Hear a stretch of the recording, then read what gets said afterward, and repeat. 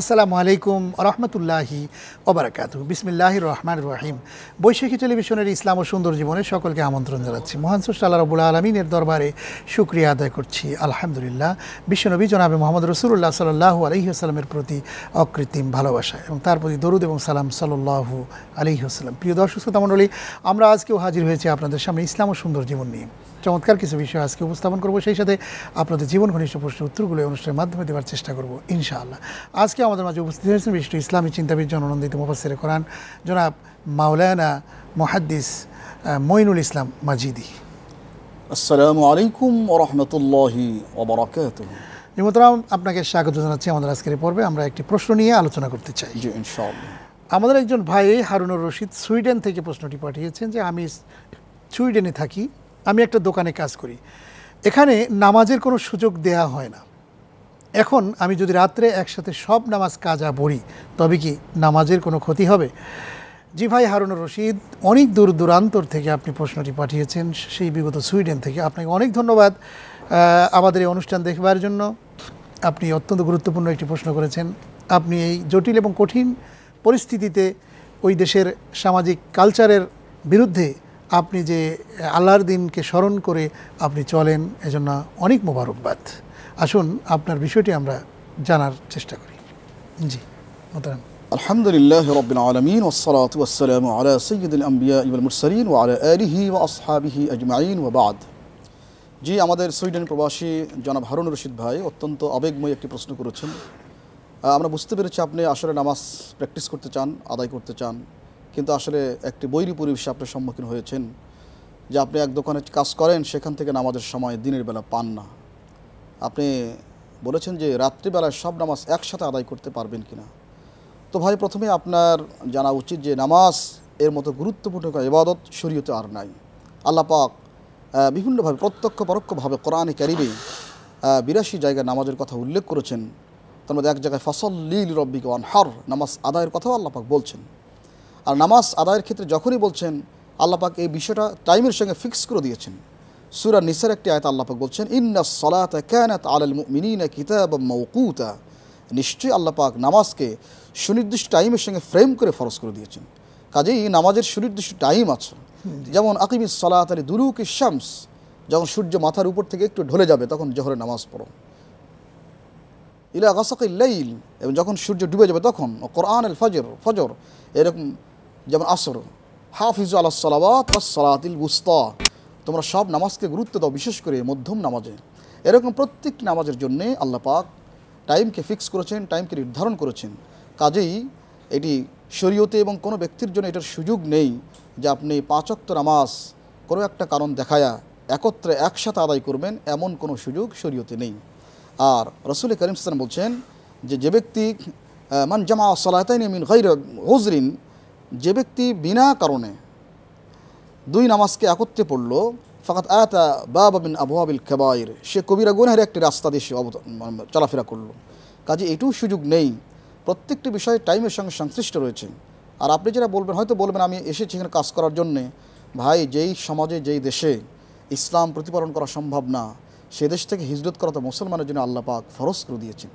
কাজেই আপনি কেন এমন দেশে যাব যেখানে গেলে আল্লাহ পাক কর্তৃক আমার উপর সবচেয়ে বড় দায়িত্ব, নামাজটাই আদায় করতে পারবো না? তাহলে এমন নাস্তিক, এমন মুশরিক দেশে আমি কেন যাব? আমার দিন, আমার ঈমান, আমার ইখলাস, আমার কোরআন এবং সুন্নাহ কিছুই থাকবে না। অথচ আমাদের প্রত্যেকের কাছে দিন এবং ঈমান, ইসলাম আমাদের প্রাণের চাইতে বেশি প্রিয়। কাজে আমরা দোয়া করি, আপনি যদি সেখান থেকে না পারেন তাহলে অবশ্যই আল্লাহর দুনিয়া বিশাল দুনিয়া, পৃথিবীর যে কোনো মানুষের হুকুম আমরা মানব, মানুষকে সম্মান করব, শ্রদ্ধা করব। তবে মনে রাখতে হবে যে মুস্তাফি ইবনে আব্দুর রাজ্জাকে একটা হাদিস আসছে, রাসূল বলেছেন লা তাআতা লি মাখলুক ফি মাসিয়াতিল খালিক, যে স্রষ্টার বিধান লঙ্ঘন করে কোনো সৃষ্টির বিধান পালন করা যাবে না। সুতরাং আল্লাহ পাকের বিধান লঙ্ঘন করে আপনার কোন মালিক, তার কথা কখনোই প্রতিপালন করা যাবে না। আমরা দোয়া করছি আপনি অতি দ্রুত চেষ্টা করুন, এই অবস্থা থেকে আপনি অন্য একটা অবস্থা গ্রহণ করার চেষ্টা করুন। আল্লাহ পাক আপনাকে রহম করবেন ইনশাআল্লাহ। অনেক সুন্দর আমরা জানলাম। জি, আমরা পরবর্তী আরেকটি প্রশ্ন নিয়ে নিচ্ছি। আমাদের একজন বোন ফারজানা ইসলাম চুনকুটিয়া, কেরানীগঞ্জ, ঢাকা থেকে প্রশ্নটি পাঠিয়েছেন যে আমার মেয়েকে বিয়ে দিয়েছি কিছুদিন আগে, আমার বয়স 45 বছর। আমার মেয়ে জামাইয়ের সামনে গেলে কি আমাকে পর্দা করতে হবে? জীবন, আপনাকে অনেক ধন্যবাদ। অত্যন্ত গুরুত্বপূর্ণ একটি প্রশ্ন। যে আমাদের বোন ফারজানা ইসলাম প্রশ্নটি করেছেন যে মেয়ে জামাইয়ের সামনে তিনি যেতে পারবেন কিনা। জি জি জি, এটাই। জীবন আপনাকে ধন্যবাদ। আপনার মেয়েকে দিয়ে যে ছেলের বিয়ে দিয়েছেন সে আপনার জামাই, আর যতদিন পর্যন্ত আপনার মেয়ে তার বিবাহের অধীনে আছেন ততদিন আপনি তার মার মতো, এবং আল্লাহ পাক যে 14টি মুহাররামাত মেয়েকে উল্লেখ করেছেন তার মধ্যে শাশুড়ি একজন আছেন। মানে শাশুড়ির সঙ্গে জামাই দেখা করতে পারেন এবং শাশুড়ি জামাইয়ের সঙ্গে দেখা করতে পারেন, জামাইও দেখা করতে পারেন। তবে শরীর যে কঠিন পর্দার যে মাসালা, এই মাসালা ক্ষেত্রে একটু আপনি কি বলা হয়, এটা একটু সুযোগ পাবেন। তবে এই জন্য যে আপনি একবার খোলামেলা অবস্থা যাবেন তা না। আপনার যে নারীত্ব বজায় রাখার জন্য, আপনার যে নারীত্ব আল্লাহ দিয়েছেন, সৌন্দর্য দিয়েছেন, অবশ্যই আপনি এটা হেফাজত করবেন, সংরক্ষণ করবেন। তবে আপনি আপনার ছেলের কাছে যেমন যাবেন, আপনার জামাইয়ের কাছেও ঠিক সেভাবে যেতে পারবেন। মুহাররামাত যেহেতু বিয়ে শাদী হারাম, এটা মায়ের মতো আপনি যেতে পারবেন। এটা মাও তো মায়ের কাছে গেলেও কিন্তু সেখানে সেভাবে যেতে হবে, আপন মায়ের কাছে। জি জি অবশ্যই। হ্যাঁ, এবং কোরআনে তো আসছে জি আইয়ুহাল্লাযীনা লা তাদখুলু বুয়ুতান গায়রা বুয়ুতিকুম। জি জি, সালাম দিয়ে সেইভাবে যাওয়ার। আমরা ঘরে কিভাবে যাব, কিভাবে প্রবেশ করব, কিভাবে কথা বলবো, সবকিছু কিন্তু ইসলামে দেয়া আছে। জি অবশ্যই, সিস্টেমটা। সুতরাং সেই সিস্টেমটা ফলো করলে আমরা কিন্তু কোনো অশান্তিতে পড়বো না ইনশাআল্লাহ। জি, আমরা পরবর্তী আরেকটি প্রশ্ন নিয়ে যাচ্ছি। আমাদের একজন বোন খুশবু বেগম স্টেশন রোড চাঁদপুর থেকে প্রশ্নটি পাঠিয়েছেন যে স্বামীর কোনো অন্যায় আবদারে স্ত্রী রাজি হতে বাধ্য কিনা, দয়া করে ইসলামের আলোকে জানাবেন। জীবন খুশবু বেগম, আপনাকে অনেক ধন্যবাদ। আসুন, আপনি চমৎকার একটি প্রশ্ন করেছেন, আসুন বিষয়টি জানার চেষ্টা করি। জি জীবন, আসলে প্রত্যেক মহিলার জন্য স্বামীর কথা প্রতিপালন করা, তার আদেশ নির্দেশ মান্য করা, এটি অবশ্যই ফরজ। একটা হাদিসে মহতারাম আমরা দেখেছি যে রসুল বলেছেন, লাউ কুনতু আমিরু আহাদিন আন ইয়াসজুদা লিআহাদিন লা আমারতুন নিসা আন ইয়াসজুদনা লিআজওয়াজিহিন্না মিমা ফাদ্দালাহু আলাইহিন্না। রসুল বলেছেন যে আমি যদি পৃথিবীতে আল্লাহ পাক ছাড়া একজন মানুষকে আরেকজন মানুষকে সিজদা করতে বলতাম, তাহলে অবশ্যই নারীদেরকে বলতাম তারা যেন তাদের স্বামীদেরকে সিজদা করে। সুতরাং স্বামীর অবস্থান অনেক বড়, অনেক বড়। রসুল এক হাদিসে বলছেন, ইন্নামান নিসাউ শাকাইকুর রিজাল, অবশ্য মহিলারা পুরুষের স্বামীর অর্ধাঙ্গিনী। কাজেই প্রত্যেকটি মুহূর্তে উত্তম স্ত্রী একটি বৈশিষ্ট্য হচ্ছে যে হাফিজাত নাফসাহা ওয়া মালাহু ইযা গাবা আনহা, যে স্বামী যখন তার কাছ থেকে অনুপস্থিত থাকবে তখন তার মাল সম্পদ হেফাজত করবে, সতীত্ব রক্ষা করবে।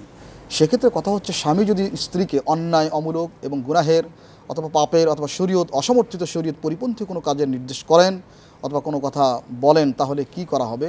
এক্ষেত্রে সাফ কথা যে আল্লাহ পাক বলছেন যে বিষয়টা সব ক্ষেত্রে প্রযোজ্য। ওয়াইন জাহাদাকা আলা আন তুশরিকা বি মা লাইসা লাকা বিহি ইলম ফালা তুতি'হুমা ওয়া সাহিবহুমা ফিদ দুনিয়া মা'রুফা। যে পিতা মাতা যদি কোনো সন্তানকে শরীয়ত পরিপন্থী কোনো কাজের নির্দেশ করেন, সেই ক্ষেত্রে পিতা মাতাকেও ফলো করা যাবে না, অনুসরণ করা যাবে না। সুতরাং স্বামীর ক্ষেত্রে এইটা, ততক্ষণ স্বামীর কথা আপনি মানবেন যতক্ষণ স্বামীর কথা কোরআন এর পরিপন্থী না হবে, ইসলামের পরিপন্থী হবে না, শরীয়তের পরিপন্থী হবে না, আল্লাহ রসুলের পরিপন্থী হবে না, ততক্ষণ মানবেন। কিন্তু যখনই তার নির্দেশ আল্লাহ পরিপন্থী, রসুল পরিপন্থী, ইসলাম পরিপন্থী হবে, তাহলে আমরা যে হাদিসটা বললাম, লা তাআতা লি মাখলুক ফি মাসিয়াতিল খালিক, যে স্রষ্টার বিধানকে লঙ্ঘন করে সৃষ্টির কোনো কথা মান্য করা যাবে না। মোহতারাম, আমরা এক্ষেত্রে সুস্পষ্ট নজির আমরা উল্লেখ করতে পারি আমাদের মা আসিয়ার কথা। তার স্বামী যখন বলছিলেন যে আমাকে রব স্বীকার করো, তখন তিনি অস্বীকার করলেন যে না, আপনি আমার স্বামী, আপনি কখনোই রব হতে পারেন না। এত নির্যাতন করেছেন, অত্যাচার করেছেন, কখনও ফেরাউনকে উনি স্বামী বলে গ্রহণ করেন নাই। এর জন্য শাহাদাত অমীয় পানীয় পান করেছেন, শাহাদাত নজরানা পেশ করেছেন, কিন্তু স্বামীর অন্যায় আবদারের কাছে কখনোই মাথা নত করেন নাই। কাজে আমাদের উচিত হবে স্বামীর কথা আমরা ততক্ষণ মানব যতক্ষণ পর্যন্ত তার কথা শরীয়তের গণ্ডির ভিতরে থাকবে, কোরআন এবং সুন্নাহর পক্ষে থাকবে। যখন এটার লাইনটা ক্রস করে যাবে, তখন পৃথিবীর কোনো মা বোনদের জন্য উচিত না, জায়েজ না যে স্বামীকে অন্যায় কাজেও তার সহযোগী হওয়া এবং তার কথাবার্তা প্রতিপালন করা। জি জি, আপনি যথার্থ কথাই বলেছেন যে আসলে স্বামীর হুকুম পালন করা যেমনিভাবে কর্তব্য, শরীয়তের দৃষ্টিতে তাই করতেই হবে। আবার অন্যায় আবেদন করলে সেটি পালন করা যাবে না। একমাত্র আল্লাহ এবং তার রসুলের কথাই যেগুলি আছে সেগুলো নিষ্কলুষভাবে, মানে একবারেই নিরঙ্কুশভাবে সেগুলি পালন করতে হবে, সেটি আমরা জানলাম। পরবর্তী আরেকটি প্রশ্ন নিয়ে নিচ্ছি। আমাদের একজন ভাই আব্দুল আজিজ বগুড়া সদর থেকে প্রশ্নটি পাঠিয়েছেন যে মসজিদের পাশে যদি কেউ কবরস্থান বানাতে চায়, উত্তম জায়গা কোনটি, মসজিদের পেছনে নাকি সামনে? জি ভাই আব্দুল আজিজ, আপনাকে অনেক ধন্যবাদ। অত্যন্ত গুরুত্বপূর্ণ একটি প্রশ্ন করেছেন, আসুন আমরা বিষয়টি জানার চেষ্টা করি। জি ভাই, আসলে মসজিদের কথা যেহেতু বলছেন, মসজিদ হচ্ছে আল্লাহ পাকের ঘর। ওয়া আন্নাল মাসাজিদা লিল্লাহ ফালা তাদউ মা আল্লাহি আহাদা। আল্লাহ পাক সূরা জিনে বলছেন সমস্ত পৃথিবীর মসজিদগুলো আল্লাহ পাকের ঘর, সুতরাং এখানে এসে আল্লাহ পাকের কাছেই চাইতে হবে, অন্য কারোর কাছে চাওয়া যাবে না। আর কবরস্থান একটি মাকবারা, এটি একটি মানুষকে লাশকে দাফন করার একটি জায়গা বিশেষ। আপনি মসজিদ যদি আপনার বাউন্ডারি থাকে, মসজিদ সেপারেট করা আছে, হেফাজত করা আছে, সেই ক্ষেত্রে মসজিদের পাশে যদি কবরস্থান করা হয়, তাহলে এটার ক্ষেত্রে মসজিদের সামনে পেছনে ডান বাম বলে শরীয়তে কোনো বাধ্যবাধকতা আছে বলে আমার জানা নাই। কারণ কবরস্থান আলাদা একটা জিনিস, ইবাদত গাহ না ওটা, ওখানে কোরআন তেলাওয়াত করারও সহি সুবুত নাই, ওখানে নামাজ পড়াও জায়েজ না। কাজে এটার বিধান আলাদা আর মসজিদের বিধান আলাদা। যদি আপনার মনে সন্দেহ হয় যে মসজিদ কবরস্থান সামনে থাকলে কবর সিজদা করছি কিনা, এটা অমূলক সন্দেহ, এ সন্দেহের কোনো ভিত্তি নেই। আপনি কবরস্থান যেখানে ভালো মনে করেন, তবে হ্যাঁ, আমরা যে সচরাচর দেখি বিভিন্ন জায়গায় পারিবারিক কবরস্থান, এখানে পারিবারিক কবরস্থান, এখানে একটা কবর, এখানে একটা কবর, শরীয়ত এইটাকে আকাঙ্ক্ষা করে না। বরং যে বলা হচ্ছে মাকবারাতুল মুসলিমিন, মুসলমান জনসাধারণের বিশাল একটা কবরস্থান থাকবে যেখানে অসংখ্য মানুষকে দাফন করা হবে আর অনেক মানুষ জিয়ারত করতে যাবে। আপনি মারা গেলে আপনার সন্তান যদি জিয়ারত না করেন, আর কারো দোয়া পেলেন না। কিন্তু আপনার লাশ যদি একটা বিরাট পাবলিক কবরস্থানে দাফন করা হয়, তাহলে কত মানুষ সেখানে যাবেন, কত ওলামা ইকরাম সেখানে যাবেন, কত আল্লাহর ওলি যাবেন সেখানে, কত ছাত্র যাবেন, সে তালিবুল ইলম যাবেন। কার দোয়া যে আল্লাহ পাক কবুল করবেন, একটা দোয়া কবুল করলে, কারণ কোনো দোয়া কিন্তু সিঙ্গুলারলি বলা হয় না, দুনিয়ার সমস্ত মাইয়তকে নিয়েই দোয়া করা হয়। সুতরাং একটা দোয়া কবুল হলে আপনি অটোমেটিক সেখানে ওই দোয়াটা পেয়ে যাচ্ছেন। এজন্য পারিবারিক কবরস্থানে চিন্তা না করে আমরা যেন পাবলিক কবরস্থান চিন্তা করি, এবং আমরা যেন ওসিয়ত করব যে আমাকে যেন পাবলিক কবরস্থানে দাফন করা হয়। আর মদিনাতে আমরা দেখেছি জান্নাতুল বাকি যে বিশাল কবরস্থান, আলহামদুলিল্লাহ। এই জন্য ভাই, আপনি কবরস্থান যদি করতে চান, তাহলে মসজিদের সামনে পেছনে ডান বাম বলে কোনো কথা নাই, আপনি সুন্দর একটি জায়গা, বড় জায়গা পাবেন, অসংখ্য মানুষকে দাফন করার সুযোগ যেখানে হবে। সুতরাং কবর হচ্ছে কবরের জায়গা, মসজিদ হচ্ছে মসজিদের জায়গা, দুটোকে আলাদা করে মানে বিশেষ সোয়াব পাওয়ার কিন্তু কোনো কিছু নাই, তাই না? যেখানে মসজিদের পাশে কবর বানালে মনে হয় খুব ভালো হবে, আসলে তা না। তবে একটি জিনিস মানুষ মনে করে, যেমন কবি নজরুল বলেছেন, মসজিদের ওই পাশে আমায় কবর দিও ভাই, যেন সকাল সন্ধে মুয়াজ্জিনের আজান শুনতে পাই। এটি হচ্ছে তার ফিলিংস, সে ফিলিংস থেকে সে কথাটি বলেছিল, এবং তার অন্তর সবসময় মসজিদের দিকে ধাবিত হতো বিধায় কবিতার মতো জায়গায় এত সুন্দর কথা সে লিখতে পেরেছিল। এটি কবিতার ছন্দের অনুপম মাধুরী হতে পারে, কিন্তু এটি ইবাদত বা এটি কোনো বিধান হতে পারে না, সেটিকে আমাদেরকে খেয়াল করতে হবে। অত্যন্ত গুরুত্বপূর্ণ একটি প্রশ্নের মাধ্যমে আমরা বিষয়টি জানলাম। আমরা আরেকটি প্রশ্ন নিয়ে নিচ্ছি। যে আমাদের একজন ভাই প্রশ্ন করেছেন যে শিরক এবং বিদআত সম্পর্কে জানতে চাই, শিরক এবং বিদআত কি আসলে একই জিনিস? এটি প্রশ্নটি পাঠিয়েছেন মোহাম্মদ রফিকুল ইসলাম, সাভার, ঢাকা থেকে। জি ভাই, আপনাকে ধন্যবাদ যে আপনি বলেছেন শিরক এবং বিদআত দুটো একই জিনিস কিনা। প্রথম কথা হচ্ছে না, দুটি ভিন্ন জিনিস। শিরক একটি জিনিস, বিদআত আরেকটি জিনিস। শিরক হচ্ছে, আপনি বুঝতে পারছেন, শিরক একটা আরবি শব্দ। শিরক মানে হলো পার্টনারশিপ, অংশ স্থাপন করা, অংশী বানানো কাউকে। তো আল্লাহ পাক যেগুলো বিষয় একচ্ছত্র ক্ষমতার মালিক উনি রাখেন যেগুলো, সেই ক্ষেত্রে অন্য কাউকে এর মধ্যে শরীক স্থাপন করা, বিশ্বাস স্থাপন করা, এটি হলো শিরক। যেমন আল্লাহ পাক আপনাকে সন্তান দেওয়ার মালিক তিনি, আপনার চাকরি দেওয়ার মালিক তিনি, বিপদ থেকে উদ্ধার করার মালিক তিনি। যদি আপনি মনে করেন যে এগুলো অন্য কোনো বুজুর্গ অথবা পীর সাহেব অথবা অন্য কোনো ব্যক্তি এগুলো করতে পারেন, আমার সন্তান দিতে পারেন, আমার চাকরি দিতে পারেন, আমার অভাব পূরণ করতে পারেন, আমাকে এই করতে পারেন, এগুলো যদি কাউকে মনে করা হয়, হোক না উনি যত বড় বুজুর্গ, হোক না পীর সাহেব, এগুলো সবগুলো শিরকের নামান্তর। কাজে যেগুলো বিষয় আল্লাহ পাকের জন্য একেবারে খাস, এগুলোর সঙ্গে কাউকে শরিক করা, কাউকে ক্ষমতাবান মনে করা, এটা হচ্ছে শিরক। আর বেদাত যেটা হচ্ছে, আল্লাহ পাক রসুল করিম সাল্লাল্লাহু আলাইহি ওয়াসাল্লামকে যে শরীয়ত দান করেছেন, আমাদের ব্যবহারিক জীবনে যতগুলো বিধান দান করেছেন, সমস্ত বিধানগুলো আল্লাহ এবং রসুল সাল্লাল্লাহু আলাইহি ওয়াসাল্লাম নির্ধারণ করেছেন।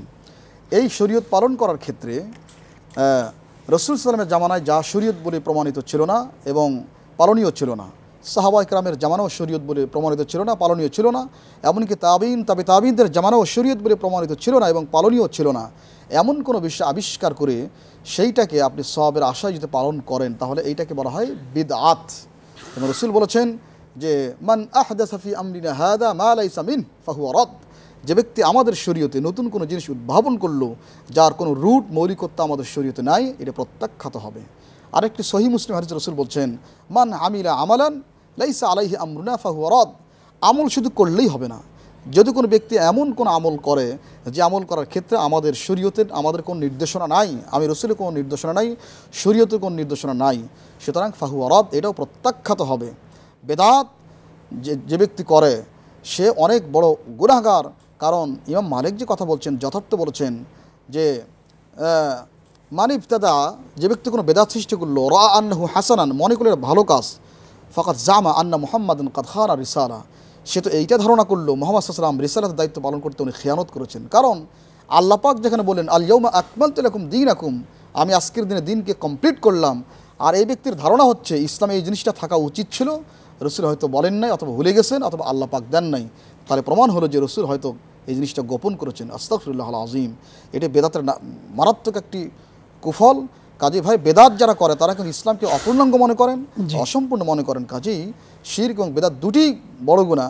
তবে এই ক্ষেত্রে বেদাত কঠিন গুনাহ, কারণ যিনি বেদাত করেন, শিরক যারা করেন, সারা জীবন তওবা করেন, ইস্তেগফার করেন, মনে মনে খুব মানে তারা অনুতপ্ত হন, কিন্তু বেদাত যারা করেন তারা কখনো তওবা করেন না। কারণ এক্ষেত্রে দুটি প্রশ্ন জাগে আর কি, এক্ষেত্রে সম্পূরক প্রশ্ন। সেটি হচ্ছে যে যেমন ইবাদতগুলো সবসময় আল্লাহর কাছ থেকেই আসে এবং রসুলের সুন্নাহ থেকে আসে। যেমন আল্লাহ তো কোরআনের মধ্যে সব কিছু বলেন নাই, হাদিসের ক্ষেত্রে বলেছেন যে সব হাদিসগুলো কমপ্লিট করা হয়েছে, এমন কথা কিন্তু বলা হয়নি। কোরআন হাদিসে রসুলুল্লাহ কমপ্লিট করে দিয়েছেন বিদায় হজের ভাষণের মাধ্যমে। যে হাদিসগুলো সংরক্ষণ করা আছে বুখারী, মুসলিম, তিরমিজি, নাসাই, ইবনে মাজাহ সহ সিয়াসিত্তারা বলা হয় যে সহিহ এই হাদিসগুলো। এই হাদিসের বাইরেও তো আরও কিছু অসংখ্য হাদিস রয়েছে। তো সেই হাদিসগুলো চর্চা করে দেখা যাচ্ছে যে কিছু বিষয় আছেন আলেম ওলামা, যেমন বিভিন্ন মাযহাব তৈরি হয়েছে, সেই মাযহাবের মাধ্যমেও কিছু ডিরেকশন দেওয়া আছে। সেই জিনিসগুলো পালন করা আমাদের জন্য কতটুকু গ্রহণীয় হবে, এটি একটি বিষয়। জি মোহতারাম, আসলে দ্বিতীয় নম্বরটা পরে বলছি। জি শরীয়তের অনেক বিষয়, অনেক মত এবং পথ দেখি আমরা। যেমন বলেন যে মাযহাব আছে আমাদের, মৌলিক 4টি মাযহাব, 4টি কিন্তু সীমাবদ্ধ না। যেমন সিহাহ সিত্তা বলছেন, অসংখ্য হাদিসের কিতাবের মধ্যে এই 6টাকে বলা হয় সহিহ, আরও হাদিসের কিতাব আছে। অনুরূপভাবে 4টি মাযহাব বলি, এটা মৌলিক 4টি মাযহাব, বড় মাযহাব, আরও কিন্তু অনেক মাযহাব আছে। ধরুন যে একটি মাসআলায় 4 ইমামের 4টি মত থাকতে পারে, বিভিন্ন মাসআলায় তাদের মত আছে। এখন এর মধ্যে মাযহাবী যে বিষয়টা, আমরা মাযহাবকে অনেকেই মনে করি জরুরি, কেউ ওয়াজিবও মনে করি, কেউ সুন্নাহ মনে করি। সত্যিকার অর্থে মাযহাবের বিষয়টা হচ্ছে যে কোরআন এবং সুন্নাহ অনুযায়ী এবং দুনিয়ার সমস্ত উলামা কেরাম একমত, প্রত্যেকটি বিষয়ে 4-5টা মত থাকলেও আল্লাহ পাকের কাছে কিন্তু একটাই অধিক হক। আল্লাহ পাক কিন্তু 4টা-5টার সম্ভাবনা দিয়ে ইসলাম দেন নাই, একটা হক দিয়েছেন। কিন্তু আমাদের গবেষণা রাসূল সাল্লাল্লাহু আলাইহি ওয়াসাল্লামের হাদিসের নিরিখে দেখা যায় এক বিষয়ে অনেকগুলো মতপথ পাওয়া যায়, তো অনেক ইমামরা গ্রহণ করেছেন। এই ক্ষেত্রে আমাদের উচিত হবে কোনো ইমামকে ব্লেম না করে, কাউকে দোষারোপ অথবা কাউকে কম জ্ঞানী মনে না করে, বরং আমরা আজকের এই দুনিয়ায় আমরা প্রত্যেকটা হাদিস যদি আমরা যাচাই বাছাই করি, কোনটা সহিহ, কোনটা আসাহ, বিশুদ্ধ এবং অধিক বিশুদ্ধ কোনটার বিশুদ্ধতার সংখ্যা বেশি, হাদিসের সংখ্যা বেশি, যদি আমরা এইভাবে যাচাই বাছাই করি, তাহলে দেখা যাবে যে একটি রেজাল্ট কিন্তু আমাদের সামনে আসবে। সেই ক্ষেত্রে কোনো ইমামকে দোষারোপ করার কোনো কারণ নেই, কারণ তারা মানুষ ছিলেন, তাদের কাছে কখনো ওহী আসেনি এবং তারা চেষ্টা করেছিলেন হাদিস থেকে সেই বিষয়গুলো রেফারেন্স দিয়ে কথা বলতে। আমরা সেই বিষয়গুলো ইচ্ছে করলে পালন করব, আর যদি আমরা মনে করি কোনো সহিহ হাদিস যদি আমরা পেয়ে যাই তাহলে সেটি আমরা গ্রহণ করব। বিদআত নিয়ে কিছু কথা আরও রয়েছে, প্রচলিত বিভিন্ন বিষয় আমরা যেমন পালন করি, যেমন ধরেন রাসূল সাল্লাল্লাহু আলাইহি ওয়াসাল্লামের যখন জন্ম এবং মৃত্যু বার্ষিকী আসে, তখন বার্ষিকীতে আমরা আলোচনা করি, তার বিভিন্ন বিষয় নিয়ে আমরা কথা বলি। তো সাহাবীগণ কি এগুলি করেছিলেন, এরকম কিছু কথা থাকে। তারপরে আমরা মিলাদ পড়ি, ইয়া নবী সালাম আলাইকা, ইয়া রাসূল সালাম আলাইকা। তারপরে মিষ্টি খাওয়াকে সুন্নত মনে করে আবার আমরা এগুলি করি। তারপরে কিয়াম করে আর কি, আমরা করি না, মানে বিভিন্ন ধরনের মানুষেরা বিভিন্নভাবে এগুলো করেন। তারপরে আল্লাহকে স্মরণ করার জন্য মানুষ কিছু জিকির করে। জিকিরের এত কিছু বিষয়, ইউটিউব যদি আপনি সার্চ দেন যে জিকির সম্পর্কে জানবেন, ওরে সুবহানাল্লাহ, এত জিকির, মানে লাফাতে লাফাতে জিকির, বসে বসে মানে চিল্লাতে চিল্লাতে জিকির, মানে গাছের ডালের মধ্যে উঠে যায়, হ্যাঁ আগায় উঠে যায়। এই যে কতগুলো উচ্ছৃঙ্খল বিশৃঙ্খল জিকিরের যে কতগুলো প্রচলন, মানে আল্লাহকে স্মরণ করবার জন্য কি এইভাবে জিকির করতে হবে? এগুলো কি বিদআত নাকি এগুলি শরীয়ত? আপনি এই জিনিসগুলো বলবেন। এছাড়াও আরও অন্যান্য বিষয়গুলোকে, যেমন কবরে যাওয়া, সিজদা করা, মাথা নত করা, এগুলো তো শিরকের পর্যায়ে পড়ে যায়। কিন্তু কিছু কিছু বিষয় আছে শিরক মনে না করে বিদআতের মতো পর্যায়ে পড়ে যায়, সেই জিনিসগুলো আমাদের কিন্তু খুবই গুরুত্বপূর্ণ, সেটা জানা দরকার। যদি কিছু বলেন। আসলে আপনি অত্যন্ত গুরুত্বপূর্ণ বিষয়গুলো, অনেকগুলো বিষয় উল্লেখ করেছেন। প্রত্যেকটা বিষয় একটা ইন্ডিপেন্ডেন্ট বিষয়, অনেক আলোচনার বিষয়। মহতরাম, আপনি বলেছেন যে বেদাতের যে বহুমাত্রিকতা, আমাদের দেশে যে বেদাত, আপনি যে বলছেন রসুল সাল্লামকে, স্বয়ং রসুলকে নিয়ে তার জন্মবার্ষিকী, মৃত্যুবার্ষিকী, আবার জন্মের দিনকে ঈদ বলা হচ্ছে, ঈদ মিলাদুন নবী, এরকম যে করা হচ্ছে, আমরা অনেক এই বিষয়ে আমি ব্যক্তিগতভাবে অনেকগুলো পড়াশোনা করেছি, কিন্তু রসুল সাল্লামের জীবনে তো নয়ই। উনি ইন্তেকাল করার পরে সাহাবা ইকরাম প্রায় 103-4 হিজরি পর্যন্ত সাহাবা ইকরাম ছিলেন, তারপর তাবিন কেরাম ছিলেন, তবে তাবিন ছিলেন। কোনো জামানায় রসুলের জন্মকে নিয়ে, ওই দিবসকে পালন করা নিয়ে কোনো আনুষ্ঠানিকতা সম্পন্ন করা হয়েছে বলে কোনো গ্রহণযোগ্য কোনো কিতাব আমরা পাই নাই। মৃত্যুবরণ করেছেন, মৃত্যুদিন নিয়েও সাহাবা ইকরাম কিছু করছেন। আমি মোহতারাম অত্যন্ত তীর্যকভাবে একটা কথা বলি যে রসুল সাল্লাম ইন্তেকাল করার পরে সাহাবা ইকরাম যারা কলিজার চাইতে, জীবনের চাইতে রসুলকে মহব্বত বেশি করতেন, সেই সাহাবা ইকরাম রসুলের ইন্তেকাল করার পরে যখন পরের বছর আসছিল, তারা কি করেছিলেন? এবং রসুল সাল্লামের জীবদ্দশা তার 3 কন্যা জাইনাব, রুকাইয়া, উম্মে কুলসুম ইন্তেকাল করেছিলেন। রসুল তাদের মৃত্যুবার্ষিকীতে কি করেছিলেন? সাহাবা ইকরাম, আবু বকর সিদ্দিক মারা গেলেন, ওমর মারা গেলেন, ওসমান গনি, আলী রাদিয়াল্লাহু আনহু সবাই ইন্তেকাল করলেন। তাদের ইন্তেকাল করার পর তাদের সন্তানরা, তাদের ভক্তরা, মুসলিম বিশ্বের মুসলমানরা কি করেছেন, আমাদের কাছে ইতিহাস হাদিসের দ্বারা সব দিদীপ্যমান আছে। আমরা তো কিছু দেখি না।